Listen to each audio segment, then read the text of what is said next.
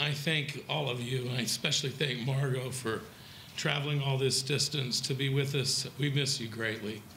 And this is a bittersweet evening for me. It's 10 years. I'm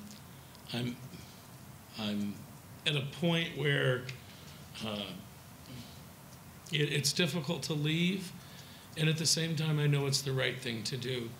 I had a few remarks. I'm going to throw some of them away, but I made a few notes for myself, and I'll read some of it. It's been a great privilege to have been able to help steer the direction of the city. I look back with pride and awe at the many who have made this a better community.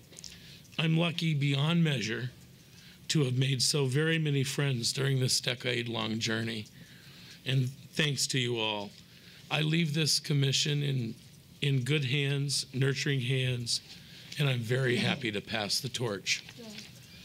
I've been afforded a front row seat for remarkable travel that few ever get the opportunity that I've had. There are so many that I need to acknowledge, and far more than we have time. But first, I wanted to thank the planning staff. I don't know, there you are, Doug. I've seen many come and go, and I have, for the most part, loved them all. They do the hard work and they do all the heavy lifting. I can't thank you enough. The city attorney's office, the city clerks who memorialize these proceedings, thank you, ladies. I don't know how you do it. The marshals who keep us safe, and Dave Riggleman and Charlie Hosmer, the staff at KCLV, who bring government to the people. The televising of these proceedings are an important function, and it's done at no cost through the city, through a franchise agreement with Cox Cable.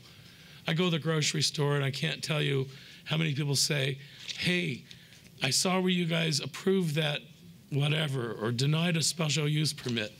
Television gives everybody their 15 minutes of fame. I've had 10 years. My fellow commissioners, past and present, I thank you from the bottom of my heart.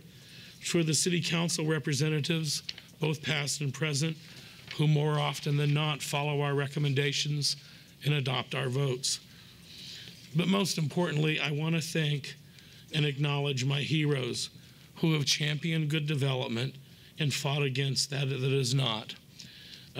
These chambers have been packed with thousands of hours of passion, and you all know who you are, but just to shout out a few: Sam Cherry, a pioneer in downtown development; Trinity Haven Schlottman for believing in the urban core with his creations of urban lofts and now Artifice; Michael Cornthwaite, Alexandra Epstein, Art Ham, and all the East Fremont business owners, and my good friend Enrique Tinoco, who has stood by my side for all these years and fed me till I'm fat. Wes Miles, Brett Sperry, Cindy Funkhauser, and all the people who have created the Arts District. And then there's my peeps: Jonelle Thomas, Bob Bellis, Jack Levine, Brian Paco Alvarez, John Delacanakis, Greg and Jessica Brown, Lance Kirk, and all the neighborhood leaders. My Flamingo Club friends, I can't thank you and love you enough, and so many more. You guys are my heroes, and you have transformed a community. And Steve Franklin, thank you so much. You are one of my heroes as well. And finally, I want to thank Mr. Coffin. He defeated me in an election, and I gained a friend. I have high hopes for his administration, and I know that his appointment as my successor on this commission will be someone whose skill and integrity will far surpass my own. I will always be there for them, and I'll always be there for you. Thank you for this humbling opportunity to have been an instrumental voice in this city's great evolution.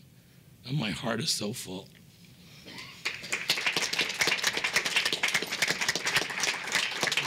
Adjourn the freaking meeting.